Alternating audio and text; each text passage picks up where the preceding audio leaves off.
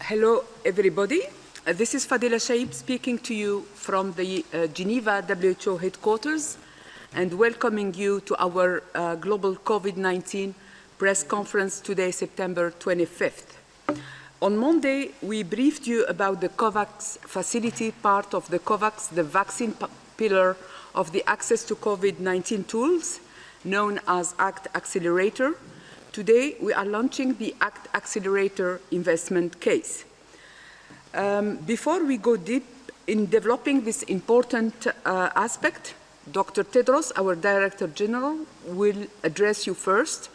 Joining Dr. Tedros in the room are Dr. Mike Ryan, Executive Director, Emergencies Program, Dr. Maria von Kerkhove, Technical Lead for COVID-19, Dr. Mariangela Simao, Assistant Director General, Access to Medicines and Health Products, Dr. Soumya Swaminathan, Chief Scientist, Dr. Bruce Aylward, Senior Advisor to the Director General, Lead ACT Accelerator. The briefing is being translated simultaneously into the 6 UN official languages, plus Portuguese and Hindi. Now, without further ado, I will hand over to Dr. Tedros for his opening remarks. Dr. Tedros, you have the floor.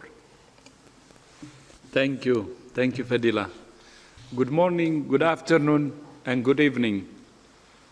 With the Northern Hemisphere flu season approaching and with cases and hospitalizations increasing, many countries find themselves struggling to strike the right balance between protecting public health, protecting personal liberty, and protecting their economies. So-called lockdowns and the impact on global travel and trade have already taken such a heavy toll. The global economy is expected to contract by trillions of US dollars this year.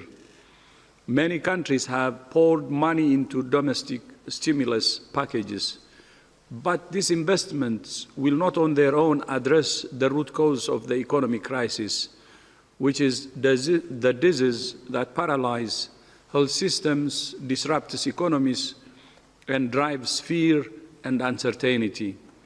We continue to urge countries to focus on 4 essential priorities. First, prevent amplifying events. Second, protect the vulnerable. Third, educate, empower, and enable communities to protect themselves and others using every tool at their disposal. And fourth, get the basics right. Find, isolate, test, and care for cases, and trace and quarantine their contacts. This is what works. Effective vaccines, diagnostics, and therapeutics will also be vital for ending the pandemic and accelerating the global recovery. But these life-saving tools will only be effective if they're available for the most vulnerable equitably and simultaneously in all countries. The Access to COVID-19 Tools Accelerator is the best bet for speeding up the development of the tools we need to save lives as fast as possible and to make them available for as many as possible, as equitably as possible. Today, WHO and our partners are publishing a detailed strategic plan and investment case for the urgent scale-up phase of the ACT Accelerator, building on the success of the startup phase. The investment case illustrates some of the considerable economic benefits from accelerating the development and deployment of tools to rapidly reduce the risk of severe COVID-19 disease globally. By the end of next year, the ACT Accelerator aims to deliver 2 billion doses of vaccine, 245 million courses of treatment, and 500 million diagnostic tests to low and middle-income countries. Today's status report shows that in just 5 months, the ACT Accelerator has made remarkable progress. The diagnostics pillar is evaluating more than 50 tests, including rapid and accurate diagnostics, and we expect to have more news on that next week. The therapeutics pillar is analyzing more than 1,700 clinical trials for promising treatments and has secured courses of dexamethasone for up to 4.5 million patients in lower-income countries, the only medicine shown to reduce the risk of death so far. And COVAX, the largest and most varied portfolio of COVID-19 vaccines globally, is supporting the development of 9 vaccines, and with several more in the pipeline. The number of countries joining the COVAX facility grows every day. As of today, 67 high-income economies have formally joined, and another 34 are expected to sign, joining 92 lower-income countries who are eligible for financial support through Gavi.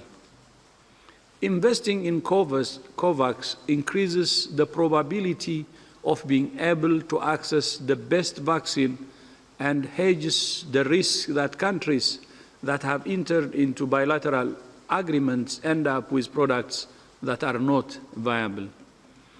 The ACT Accelerator is an unprecedented global effort. Of course, realizing its vision needs investment. The current financing gap for ACT Accelerator stands at $35 billion. $35 billion is a lot of money, but in the context of arresting a global pandemic and supporting the global economy recovery, it's a bargain.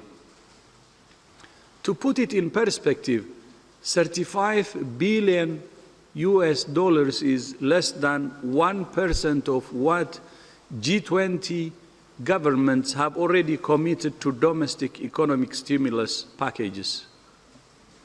Or, to put it another way, it's roughly equivalent to what the world spends on cigarettes every 2 weeks. Of the $35 billion, $15 billion is needed immediately to fund research and development, scale up manufacturing, secure procurement, and strengthen delivery systems. Normally, these steps are done sequentially. We're doing them all at the same time, so that as soon as a product is ready to go, we can get it to the people who need it immediately. We're not asking for an act of charity. We're asking for an investment in the global recovery. The economic benefits from restoring international travel and trade alone would repay this investment very, very quickly. Next Wednesday, world leaders will meet virtually for a high-level side event during the United Nations General Assembly to discuss the work of the ACT Accelerator and to call for the financial commitments to realize its promise. The window of opportunity is now. We must act now and act together to end COVID-19. I thank you. Thank you, Dr. Tedros, for your opening remarks. We will now open the floor to questions from journalists. I remind you that you need to raise your hand, use the raise your hand icon in order to get in the queue to ask your questions. I will now give the floor to Mr. Du Yong from Xinhua. Can you hear me?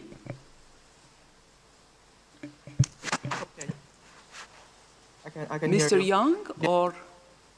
Can you hear me? Yes, I can hear you. Please go ahead. Okay. Thank you for taking my question. Many world leaders expressed support for multilateralism at the UNGA. The Chinese president has also reaffirmed the commitment to multilateralism and stressed that solidarity and cooperation is the most powerful weapon in the face of COVID-19. So how will the WHO continue to utilize multilateralism to beat the pandemic? Thank you. Thank you, Mr. Young. I would like to give the floor to Dr. Ryan. The World Health Organization was actually created as a multilateral institution by 194 member states. It owes its very existence to the idea of multilateralism, sharing of knowledge, collective responsibility for global health, and collective action to protect it. The work that we do today in every aspect of this response, the work that the partners in the ACT Accelerator are doing around the world speaks to that mandate, it speaks to that responsibility, and one which we take very seriously. And therefore, yes, of course, this is a time that the Director General's speeches time after time. He's been calling since January, February for solidarity, science and solutions. And the ultimate expression of solidarity is governments acting together collectively and in a coordinated fashion to solve problems for all our citizens. And we very much welcome all of the commitments to that we've seen at the UN General Assembly from many, many countries over the last week. Thank you, Dr. Ryan. We will move now to London, to Mr. Borzu Daragahi from The Independent. Can you hear me? Please unmute yourself. Hi, can you hear me? Yes, very well. Go ahead, please. Great, I'm actually in Istanbul. I had a rather broad question about the impact of the COVID-19 pandemic on global medicine. Can any or all of you, if you would like, comment on how the pandemic, in your view, over the last 7-8 months has changed medicine in terms of recruitment, retirement, protocols, and what, if any, patterns have you seen within the medical communities regarding changes? Amnesty said earlier this month that at least 7,000 medical workers have died of COVID-19. I don't know if that's a total number, but how does a tragedy like that impact a profession as medical professionals yourselves? Thank you. To respond to your question about the impact on health workers, I would like to give the floor to Dr. Edward Kelly, who is Director, Integrated Health Services at WHO. Dr. Kelly, you have the floor. Thanks for the question. And the bottom line is that COVID has changed probably forever many things in our societies, but certainly it's changed the delivery of health services. Just last week with Dr. Tedros and a number of people here in the room, we celebrated World Patient Safety Day, the theme being safe health workers, safe patients, to talk about the impact of COVID and not just infections, but the stress and the mental health and also the new ways of working that have forced the medical community to adjust to COVID. Right now, in terms of what's reported to WHO, the healthcare workers in terms of infections have been about 14% of all the infections that are reported to us. There's limited data on this, but I think it's highlighted that we need to study more, and it's certainly put the spotlight on the fact that reforming and supporting health workers in all aspects, and we're talking about not just care deliverers, but the people who clean the rooms, the people who work in the community, in terms of outreach workers, have been majorly impacted. WHO's done a number of studies on this, looking at the essential health services and the continuity of those health services. There's been an impact across the board in terms of health services. About half of all health services at one point were interrupted, but it's everything from things that can be managed at some way, like dental services and rehab services, down to acute emergency services. So all countries right now are figuring out ways to make this work. WHO is trying to gather some of those experiences and share them as part of the response, and this will be something that we'll be working on with countries going forward. Thank you, Dr. Kelly. I think Dr. Maria von Kerkhove has something to add. Yes, thank you. I'd like to address the first part of the question that you asked about the bringing together of the medicine and how has that changed. I think one of the things we've seen, and WHO does a lot of work in this area of convening the world's scientific expertise and the world's leading experts on any number of topics that we are working on and responsible for. And this pandemic is no different. So quickly, we utilized our networks that have been in existence for emerging infectious pathogens like SARS, like MERS, like influenza, and brought that together to better understand what we were learning about this virus, around severity, around transmission, about clinical care, about everything that you could think of. And that was no different in this pandemic. But what that really allowed us to be able to do, and you've heard me say this before, we are working with thousands of scientists all over the world and all of these different international networks. But that really helped us to be strategic and smart about the type of studies that needed to be done. We had a meeting in early February under the R&D blueprint to have a research forum to say what are the critical questions, the critical unknowns that need to be addressed under 9 different topics, from epidemiology to the animal-human interface to therapeutics to virology, all IPC, so many different topics, and then pushed that science to be done, pushed those studies to be done, ensured that we had the right groups doing different types of research and not all doing the same research in one particular area, and then coming together regularly to discuss and debate, review all of the papers that are coming out. And I think that ability to be able to harness that world's expertise, not only to say these are the studies that need to be done, but to drive all the way through identifying the priorities, outlining the research methodologies that are critical to address those critical unknowns. And we have a number of protocols that are out to follow really high-level, robust methodology, for everything from seroepi through the clinical trials, to be able to get those answers quicker. But the science is really accelerating. I mean, 9 months, 10 months in, the science is coming fast and furious. And we work through our science division that Soumya leads, and with our partners and in the science division, but also the Goran Research Network, to review the studies that are coming out every day.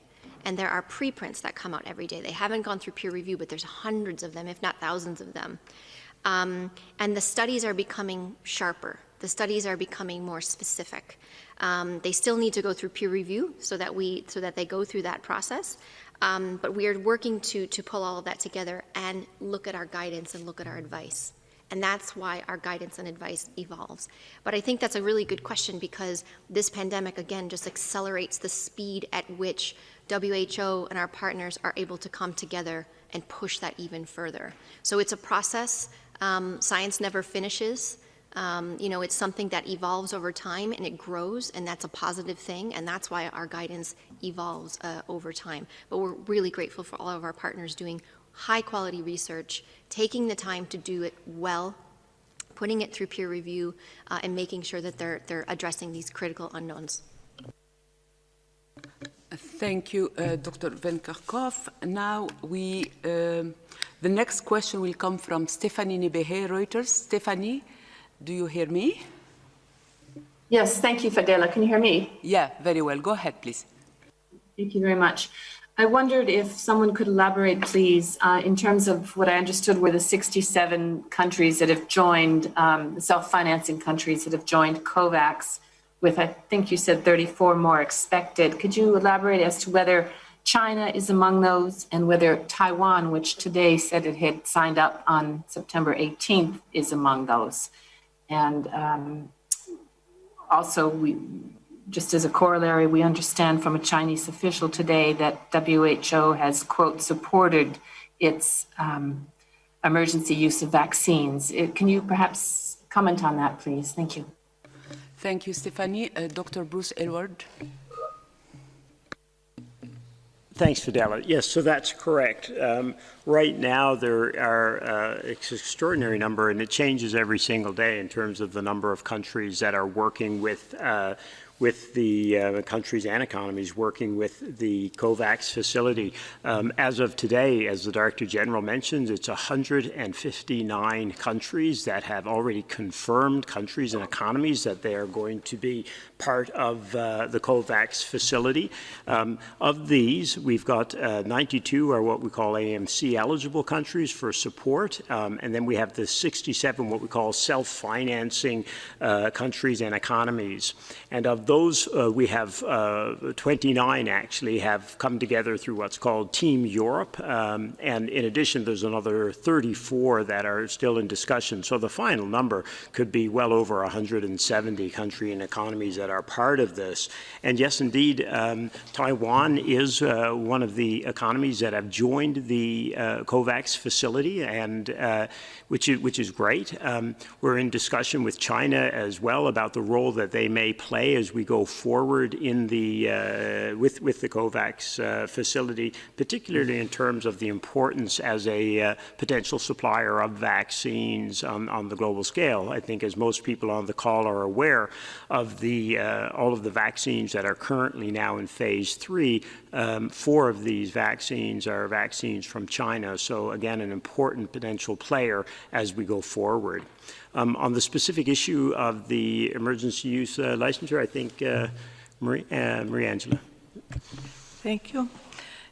First of all, let me emphasize that countries have autonomy according to their national regulations and legislation to issue emergency use authorizations for any health product. And China and other countries have already done so for different products. And WHO has emergency use listing provisions and has issued already several products for diagnostics. We have not yet issued provisions for EOL of vaccines. But today I have good news for you, because we have just put out for comments a draft criteria for assessment of COVID-19 vaccines for emergency use listing or pre-qualification, and this will help manufacturers understanding the criteria, and also this is up for comments until the 8th of October, public comments, organizations, manufacturers, and individuals, because this will help to all partners to understand what's necessary to put a product that's both safe and effective into the market, and what are the elements that will make it eligible for either an emergency use listing by WHO or a pre-qualification. Thank you. Thank you so much, Dr. Simao. The next question is from, I will give the floor to Robin Millard from AFP, Agence France Presse.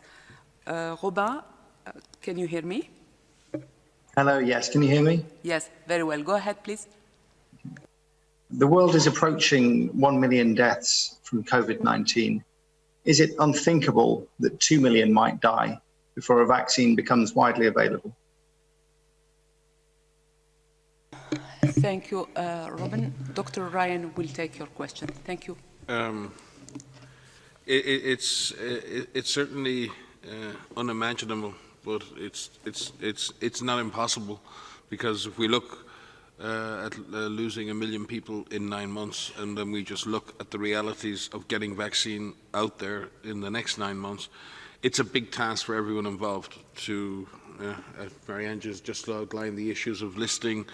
There's the issue of scale-up, there's the issue of funding these vaccines, there's the issue of distributing these vaccines, and then the issues of acceptance. And beyond that, with the work we still have to do in controlling this disease. And remember, we have things we can do now to drive transmission down and drive down the number of deaths. We're seeing clinical case fatality rates slowly drop. We're seeing doctors and nurses making better use of oxygen, better use of intensive care, the use of dexamethasone, which again was referred to in the DG speech, and which the ACT Accelerator will provide a lot of focus on, and other therapeutics as they come online. So it is 1 million is a terrible number, and I think we need to reflect on that before we start considering a second million. There is a lot that can be done to save lives, both in terms of disease control, existing life-saving measures, and the innovations that are coming down the pipe. The real question is, are we prepared collectively to do what it takes to avoid that number? Are we prepared to fully engage in the surveillance and testing and tracing, in managing our own risks at society and community level, governments supporting communities to take that action? Are we willing to make the investments now that are needed in the ACT Accelerator, especially in COVAX? Because these are number one, the investments we need to make and the actions we need to take at all levels of our society, both subnationally, nationally and internationally. Are we willing to take the multilateral action, the collective global action, to take control of this virus rather than this virus controlling our destinies? If we don't take those actions and we don't continue to escalate and evolve the nature and scale and intensity of our cooperation, yes, we will be looking at that number, and sadly, a number much higher. So the time for action is now on every single aspect of this strategic approach. The DG has said it again and again and again. Not just this, not just test and trace, not just clinical care, not just social distancing, not just hygiene, not just masks, not just vaccines. Do it all. And unless we do it all, the numbers you speak about are not only imaginable, but unfortunately and sadly, very likely. Thank you, Dr. Ryan. Dr. Aylward has something to add. Yeah, thank you very much, and thanks for the question, Robin. I think we have to be super clear. Whether another million people die of COVID-19 is not a function of whether or not we have a vaccine. It's a function of whether or not we put the tools, approaches, and knowledge that we have today to work to save lives and prevent transmission. It's as simple as that. And if we start thinking about it as a function of the vaccine, people will unnecessarily and unacceptably die as we wait for a vaccine. We should not be waiting. We have made incredible progress in terms of reducing mortality from this disease, in terms of preventing the most vulnerable and the highest risk from getting infected by this disease. It's unacceptable, it's unnecessary, and it should be unimaginable. And it should not be a function of whether or not we have a vaccine. It's a function of whether or not we, as individuals, as Mike emphasized, do what we can, our part, to prevent transmission of this disease. Thank you, Dr. Aylward. The next question is from Ana Pinto, Folha de Sao Paulo. Ana, can you hear me? Thank you, Fadila, and good afternoon, everybody. My question is about how to talk to younger people. The European Commission said yesterday that this is the last chance to avoid new lockdowns like those imposed in spring, and called for the young people to comply with the physical distance rules and protect themselves and protect others.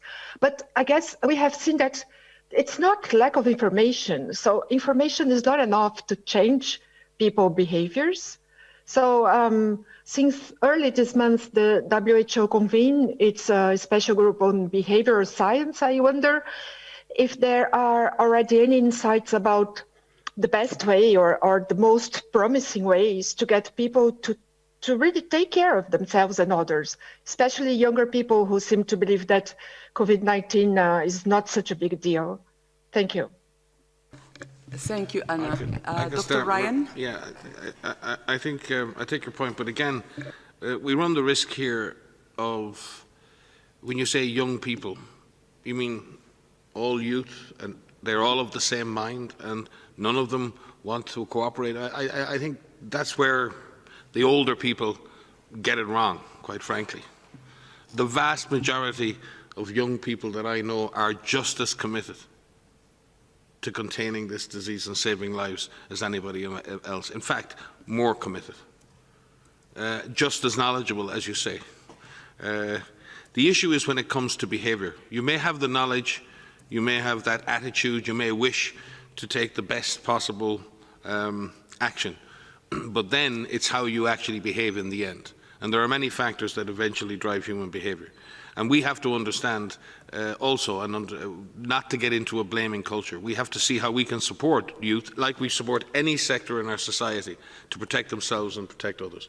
So I really hope we don't get into a sort of finger wagging, it's all because of the youth, and therefore they need to improve their behaviours, so we need, you know, that is not a dialogue that is going to work. It certainly never worked with me. So I think we need to have a conversation, and the youth need to lead that conversation. And the last thing a young person needs is an older person pontificating and wagging their finger. So I think we need to find better ways to engage young people. I think we need to give young people the responsibility and give them a voice in this, and then empower them and resource them to do it. But in the end, when we look at some of the situations around the world, if we leave aside who's doing it, the reality is that indoor, close together gatherings of individuals engaged in intense activity over a prolonged period of time is a major factor in driving transmission at community level in this epidemic. And therefore, we have to make those environments safer, and we have to make behaviour in those environments safer. And it really doesn't matter if it's old people or young people. It is the environment, the context, it is the situation in which the virus is spreading. It's not the people, it's not because they're young that it's happening. It's not their fault, it's not because it's about the situations in which that is occurring, and the environments in which transmission is occurring is driving transmission. How do we work with young people to make those environments safer, make their behaviour safer? Because some people say to be more responsible, and again you start an argument of who's irresponsible and who's responsible. Let's talk about safe behaviours, and let's talk about making myself safe and others safe. Then it's easier, because people can, I think younger people can internalise that idea rather than making it about responsibility and other things that the youth of the world really don't want to hear from older people most of the time. Maria? Thanks, Mike. I think three things we need to do with all people, young people, old people, all people. It's about engagement, it's about empowerment, and it's about enabling them to do what they need to do. And the engagement comes through dialogue, through discussion. It's through listening, it's through talking, it's through constant conversation, because the pandemic situation is evolving, it's changing, it's complicated, it's scary, it's confusing, it's hopeful. But that dialogue needs to continue to happen with all different groups. We've reached out to a number of youth groups to have conversations and dialogues to start that. But that dialogue has to happen at a national level, at subnational level, in communities, in churches, in different types of engagements, at schools. How can we engage and listen and really understand what are the concerns, what are the considerations that children and young adults and young people and old people, everyone can take, so that they know that they can feel empowered to do something to protect themselves. There's so much that we have right now that you can do to protect yourself. And this is all of the individual measures that we've been saying, and the hand hygiene and the respiratory etiquette, wearing of masks, avoiding enclosed spaces, take a risk-based approach. But then what is it that we can do to provide enabling environment so that individuals can be safe throughout their day? How can workplaces be safer? How can schools be safer? How can public transport be safer? How can your home be safer? How can social different aspects be safer? You know, we say physical distancing, not social distancing. What we're seeing, and as Mike said, young people are a force of nature in terms of their ability and passion and creativity to help find solutions. You talk to a group of young people, they don't come to you with a bunch of problems. They come to you with, there's something here, here's a possibility of a solution to think forward. Let's harness that as well, and we're trying to harness that as well. We're trying to all work through what our new normal looks like, and whether we like it or not. Going back to the old ways right now is not going to happen. We are working towards keeping ourselves safe, finding ways to keep transmission to a low level while we open up our societies, and there are ways that we're doing that. How can we remain social with our friends but keep physically distant? How can that place where I want to go be safer by improving ventilation through either natural ventilation or other means? How can we reduce the number of people that are there? But I think, we really need to stop blaming each other on what is wrong and work together to find these solutions. There's just no way around it. And I agree, Mike. You know, young people don't want to be told what not to do, don't want to be scolded. The reason we're seeing changes in the epidemiology in terms of the numbers of cases of younger people has to do with a number of factors. It's the surveillance that's different. You know, we're now able to look for more mild end of the spectrum in terms of surveillance activities. And societies are opening up, and we're learning how to calibrate this, keeping suppression low while opening up. But listen, you know, young people need to speak up, speak out, hold your leaders accountable, hold us accountable to find these solutions, and we need to work together to be able to do so. Thank you, Dr. Von Kerkhove. Yeah, Dr. Tedros, please. Yeah, just one issue. I think I don't want to take much time because we have to move to the. One thing I just would like to add is let's not assume that the number of cases or deaths are uniformly distributed throughout the world. 70% of the number of cases and more than 70% of the number of deaths came from 10 countries. So going forward, I think we have to focus on countries that have contributed much to this and how those countries can cut. That could really slash the number of cases and the number of deaths. The number two, as colleagues said, when we started, the unknowns of the virus were more. We didn't know much. Now we know a lot about the virus. Still there are some unknowns, but we know more and we have very effective tools at hand. And Mike had outlined those tools we have, and Bruce too. So we have to implement those tools now while investing in vaccines.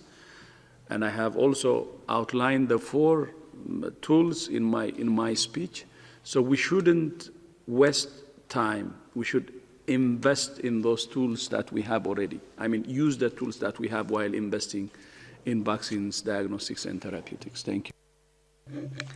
Thank you, Dr. Tedros. We'll now move to the next question.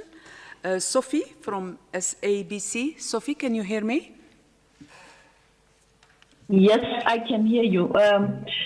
There was a hype around how Africa, as usual, the dark continent, as many characterize our continent, even though it's one of the progressive continents right now, that there's going to be a catastrophe when we have the cases.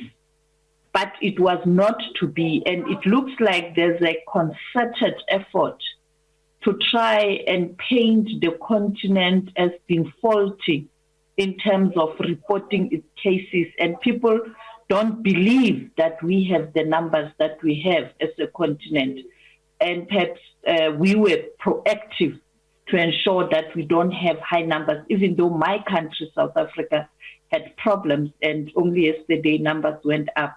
What is your message to those people who are continuously doubtful that Africa is playing an important role in the global village on challenging matters, and also that it does take advice seriously, particularly the regulations from World Health Organization? Thank you, Sophie. Dr. Ryan? No, it is, and I think we can look to Africa, and yes, certainly the reported numbers and, most importantly, the reported deaths from Africa are low, and they're the lowest in the world.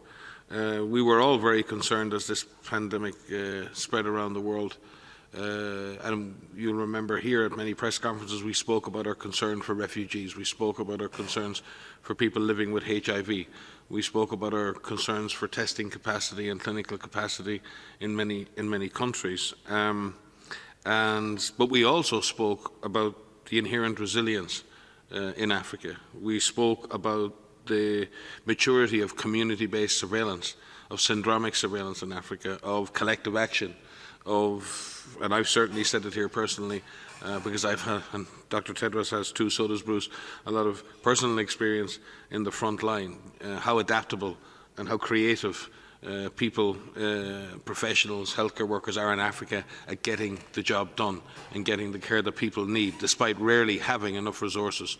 So we spoke about both of those, but there was still a lot of concern. We're very pleased that in places like South Africa are bringing the disease under control and that we haven't seen this awful impact in people living with HIV.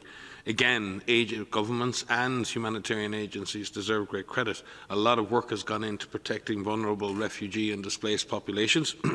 and also Africa benefits from its age distribution. The median age, I think, in Africa is 17 or 19 years. I mean, 50% of the population are in their teens in Africa. It gives an advantage in terms of the mortality from this disease.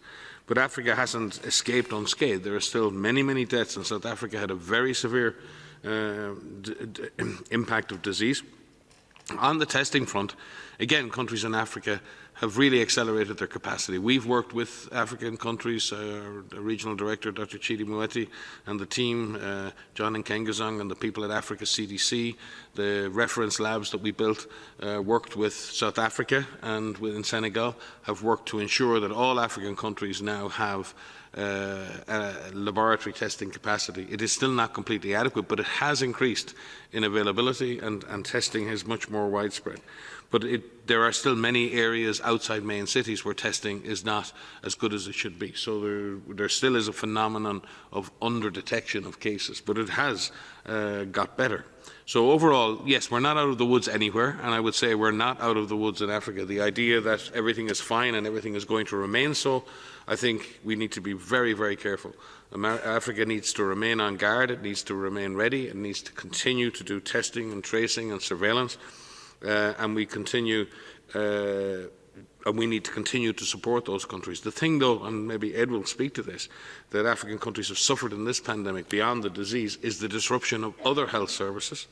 And that in itself is having an impact right now, and something we need to deal with in terms of recovery of those systems and avoid that negative impact of diversion of healthcare and diversion of healthcare services. The DG will maybe want to speak on this too, but Ed may have some figures on that. So yes, it is not a catastrophe by any means. And I would say, and again, I've said it, Africa has many lessons to teach the world about how to be resilient, how to be creative. I have learned side by side with many of my African colleagues in the front line, and I guarantee you I've learned more than I've ever taught. And therefore, I think we need to look at the bottom-up approaches in Africa, the way in which responses are localised and communities participate, and the focus of health systems. And I know so many of my African health colleagues, when you talk about a public health problem, the first thing they will say to you is, what does the community think? It's instinctively much more, whereas you talk to northern medical colleagues, we medicalise and we biomedicalise every situation. And the thing I've noticed over my career with colleagues who've been trained and worked in Africa is that they immediately think about the community dimension as the first thing they think about, not the last thing they think about. And so I think maybe Africa is teaching us a trick or two. But again, don't get me wrong, Africa is not out of the woods. Vigilance is absolutely required. And we celebrate that Africa has not been hit in the way it could have been, but there are still many countries who may struggle if their systems become overwhelmed. Ed, you may wish to speak about the broader health systems issues. Yeah, just to jump in really quickly, thanks, Mike, for that. To note this, it's a great question, but in many ways, it's true for all countries that the toll for the services that were interrupted and the services people weren't able to get may end up far outstripping, in almost all countries, the toll from COVID. Eventually, we will see that. But certainly in Africa, you look at service capacity and the health workforce. In some countries, WHO has talked about the shortage of the healthcare workforce globally. Many countries realize that they have surge capacity issues over the course of the last months. In Africa, some countries are looking at 2 physicians for 100,000 people. So the idea that you can then continue to provide services while also trying to concentrate on this new disease and track and trace is very difficult with a workforce capacity like that. The impact on health services was higher, and the interruption on health services was higher in Africa than in other regions, only behind the Eastern Mediterranean region, where we saw in Africa about 60% on average of services were disrupted. But also, though, there's, as Mike was saying, there's incredible stories and a history, recent and current history, with dealing with outbreaks while they're also delivering services to their populations. I have a very good friend, Francis Kate, who's Chief Medical Officer in Liberia. He gave a great interview early on in the outbreak, where someone said, well, how is it that Liberia's been able, a country quite poor with very poor service capacity, able to handle this major outbreak that's brought other countries to their knees? And he said, well, we have a very simple 3-pronged strategy. We're testing as many people as we can. We are tracing every contact we have, and every single day we adjust our strategy. And it's a lesson for other countries. Thank you, Dr. Kelly. Dr. Tedros? Just one thing I would like to add. I don't want to, because Mike and Ed have already said everything that has to be said. One thing I would like to add is Africa is a continent. Africa is not a country. So there are differences between countries on how they handle even COVID or other things. So when we analyze, it's really important that we see country by country. In Europe, by the way, the same thing, because even in Europe, it's one continent, but the response to COVID varies significantly from one country to the other. So checking that will be very important, because there are 55 countries in Africa, and it's a continent, and there will be variations. And I would actually urge that we check country by country. Thank you. Thank you, Dr. Tedros. Let's move now to BN Kumar, Bees News Connect, India. Mr. Kumar, can you hear me? Yeah, I can hear you. Yeah, please go ahead. We have been talking a lot about the collective responsibility, collective working, etc. for the COVID vaccine. I would like to know what is the latest update on the joint action to find out the source of the virus that was supposed to have taken place in China, and WHO delegation was supposed to be in China working on that. I'm asking this question, it must have been answered earlier, in the context of one Chinese virologist who came out and has been giving lots of interviews to media, saying China has deliberately planted. It is, though WHO says it is not man-made, this virologist says it is not lab. It is lab-made. I want. Thank you, Mr. Kumar. Dr. Mike, if you can answer this question. Sure.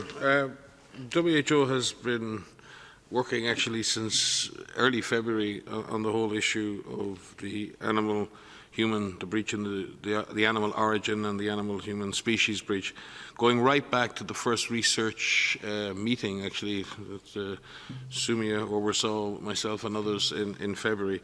And in fact, we have identified the animal-human origin as one of the key pillars of research, same status as vaccination and many other things. Working groups were established at that time. The groups subsequently met again, I think, in July, and again looked at progress and advances in understanding of the animal models, the origins of disease, the different work that was going on around the world in different countries, and again updated the research roadmap for the animal-human interface. We've worked very closely with FAO, with OIE and other partners on that agenda.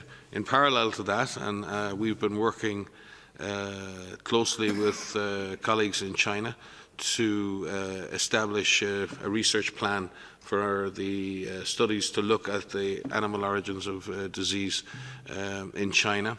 And as you know, we had the DG dispatched an advanced team to China that worked with our country office and with the Chinese authorities to define terms of reference and then effectively a roadmap to the kinds of studies that we would need in order to understand the animal-human origin. That would not just be animal studies, but that would be epidemiologic studies, animal studies, environmental studies that would be needed to understand the animal origin. And all investigations were on the table. That was planned in 2 phases. Phase 1 focusing on the epidemiologic history of the disease, identifying to what extent we can identify the case 0. And I've said here at previous meetings that case 0 may not be in Wuhan. We know that we've had the cluster of cases around the Wuhan seafood market, but we know we had antecedent cases. So the first thing, if you're going to look at animal origin, you really have to identify the case 0 or the case zeros, those human beings that you believe were infected from the animal source. Once you know that, you can start to look at that animal source and the likely candidates for that having happened. And that will be very much those animal studies in a phase 2. The Chinese authorities themselves are conducting phase 1 studies, and we have communicated with them intensively over the last number of weeks. Maria may speak to that, in identifying a multidisciplinary team that will work with our Chinese colleagues. We have shared details of those we believe to be excellent scientific candidates. We've reached out to external partners, including partners in the Global Outbreak Alert and Response Network, looking for specific individuals, individuals that would meet the specific terms of references in the area of epidemiology, laboratory, veterinary science, animal-human origin studies and others. And we would hope very soon to conclude a final agreement on a deployable team that can visit China to work with our colleagues there on advancing phase 1 and phase 2 studies. Maria, anything to add? Just briefly to add that it may take some time. So just in our experience with other zoonotic pathogens or viruses, the pathogens that jump from an animal to human, and finding the animal source or the intermediate source, it takes some time. In our experience with MERS coronavirus, it took us over a year to find the host, which is the dromedary camel. And those came from detailed studies that were done with humans and in the environments where they lived and looked. And these come from very detailed investigation studies that are done, research studies that are done. And as Mike has said, having that multidisciplinary approach and coming at it from all different types of angles is what scientists do when they do research. They bring together the virologists and the anthropologists and the people at the animal-human interface and veterinarians and others to just think through what may be the types of hypotheses. And we did that for MERS. We did that for the first SARS virus. And we do that for Ebola. And looking at, in the history of trying to find the animal origin or the intermediate host, that does take some time and it does take research. And it takes dedication to be able to look for that. So as Mike has outlined, it's something that we and the global community has identified as a critical thing to do, as a focus of focused research. We're working with our Chinese counterparts. Even in February when Bruce and I were there, working with our counterparts, that was identified as well as a priority to be able to determine. Because what's important from the public health perspective is if you don't know what the animal source is, if you don't know what the intermediate source is, it can happen again. And so there are so many scientists that are working at what we call the animal-human interface. And essentially, this is an entire discipline and disciplines of people that study these viruses that circulate in animals and different animal populations and look at their potential. These are other viruses, their potential to spill over. And so there's a whole body of research that's out there, and we're constantly looking what the next one may be. So it may take some time, but we are working very closely with our Chinese counterparts, as Mike has said, to advance the research in this area. Dr. Tedros, you have the floor. No, I just wanted to add one part. I think Mike and Maria have already said it, but just one aspect. WHO believes in science and evidence, and that's why we say science, solutions, and solidarity. And our colleague, I think the person who asked from India, said, there was a media interview, someone saying that the virus came from a lab. But as far as we're concerned, and so far, as all the publications we have seen, the publications say it's actually something, the virus has happened naturally. It came naturally. So these are all the publications we know. And if there is anything that will change this, it should come through the proper scientific process. Whoever comes to the media and speaks, we cannot say anything. We would urge them actually to go through the scientific process, because here science and evidence should be central. And that's what we have to uphold. We cannot comment, we cannot say anything on whatever is being said in the media. Thank you. Thank you, Dr. Tedros. I would like now to give the floor to Kostas Davanis from ERT Greece. Kostas, do you hear me? Yes, I can hear you. Hi. Hi. My question is, how do you assess the current situation with the coronavirus in Europe? Do we have the second wave, and can this second wave be more dangerous as the first in the March? Thank you, Kostas. Dr. Von Kerkhove, if you can take this question, please.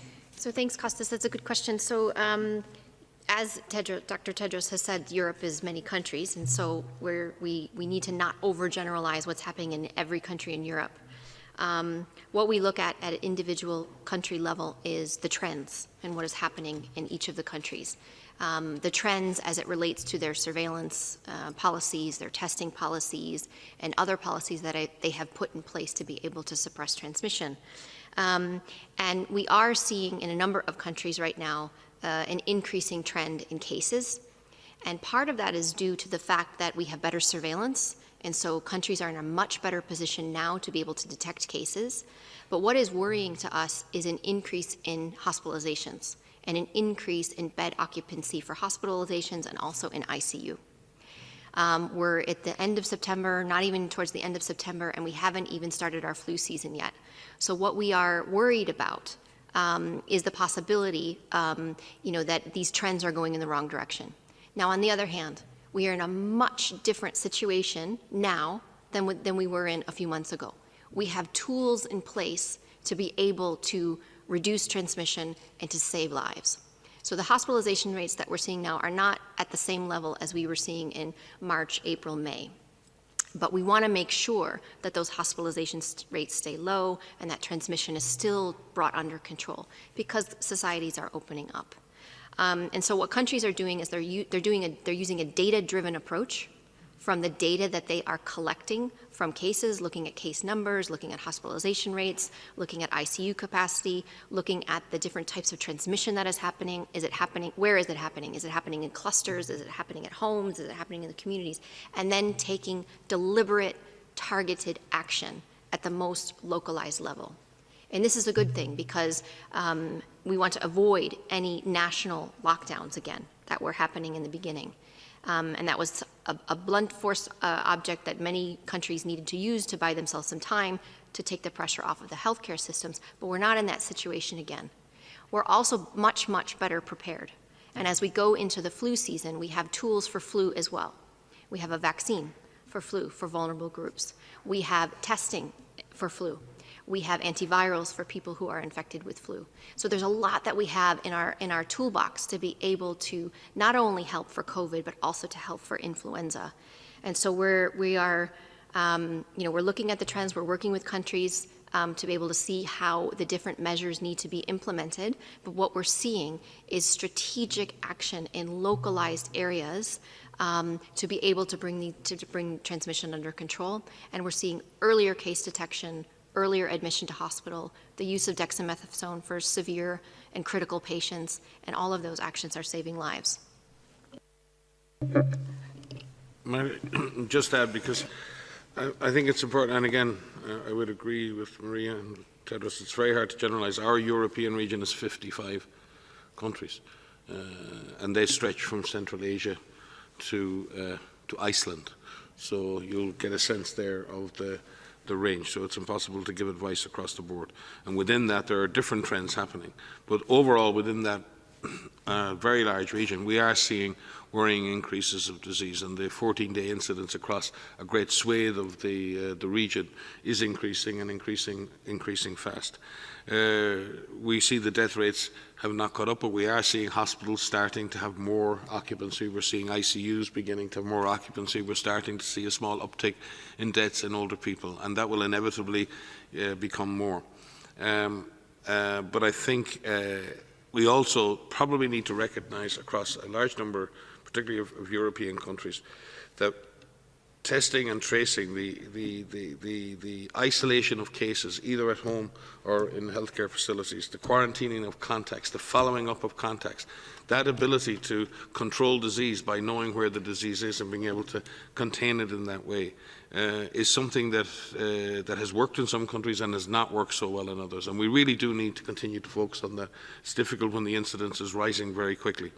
But in that sense, we have to see lockdowns as, in some senses, lockdowns, and people are calling them circuit breakers and they're calling them all kinds of different things. But in other words, lockdowns and national lockdowns are almost a last resort.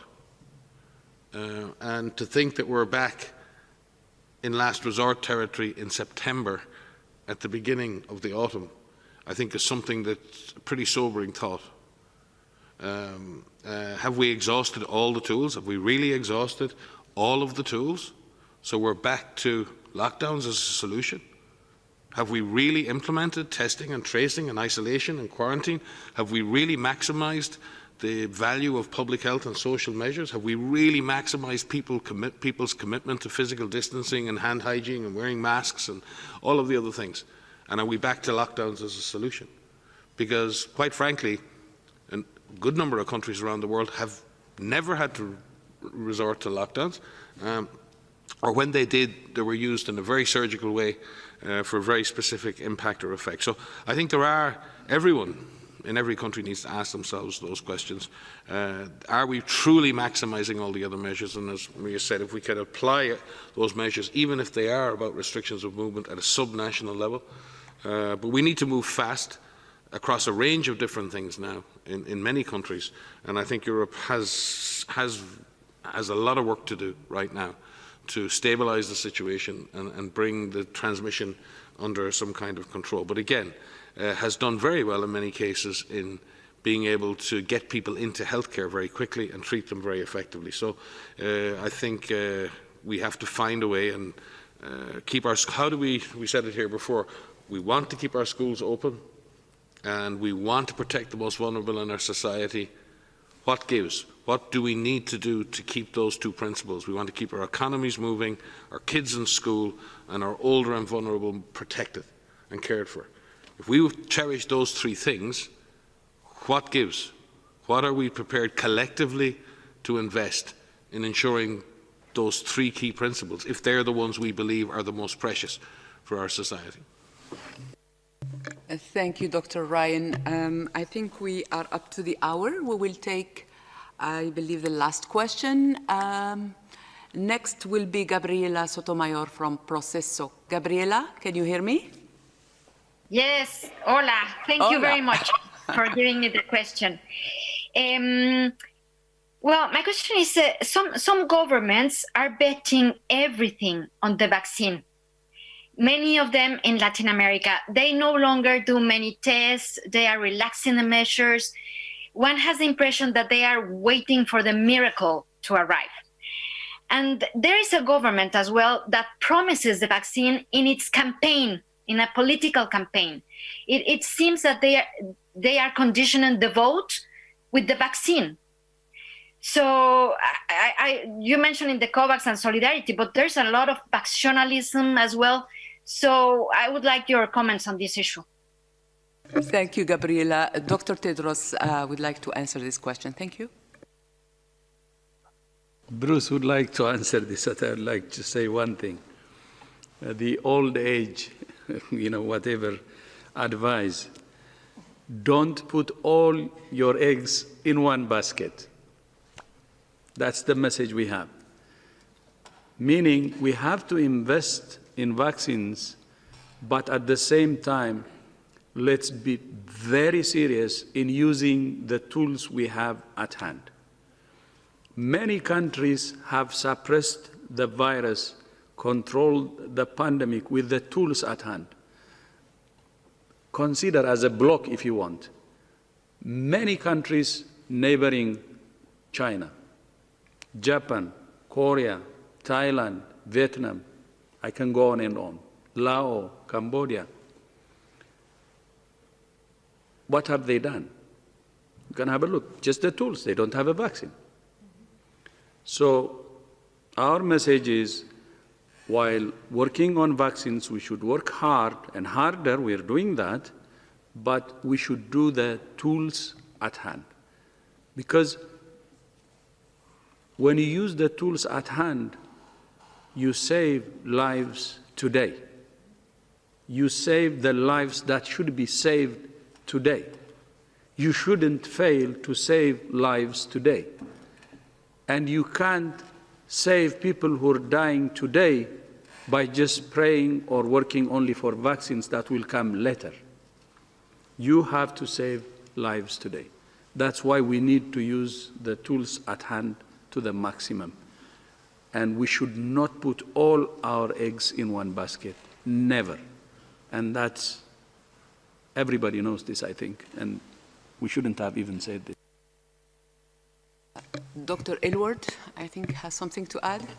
Yeah, if I was to paraphrase the wisdom of our Director General, we'd be saying to put as many of your eggs as possible in the ACT Accelerator, because in fact, putting the ACT Accelerator together, this was exactly the point that the founders were making, is that you can't bet on any one solution. You're going to need a mix of tools to be successful. So when we put the ACT Accelerator together, we're looking at vaccines, diagnostics, therapeutics to be able to solve the problem of severe COVID disease. The goal is get the severe disease down so that we can take the pressure off the health systems, we can walk back from the disruptions to our societies and especially to our economies. And that's the reason we published today the investment case, which lays out why this is such a good deal, such a good bet for the entire world. So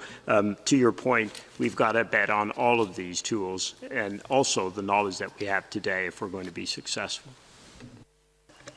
Thank you, Dr. Aylward. I will let Dr. Tedros finish. Over to you, Dr. Tedros, because we are coming to the end of this press conference. Last words. Yeah, thank you. Thank you so much for joining, and thank you so much for the interesting question, Gabriela, the last one, and all journalists who have joined today. And have a nice weekend, and see you next week. Thank you. Thank you, Dr. Tedros. I remind journalists that we will send you the audio file of this press conference and the DG opening remarks. You will get the full transcript of this press conference on our website probably tomorrow morning. As always, I do apologize to journalists who were not, I couldn't take their questions. Thank you so much. A bon weekend.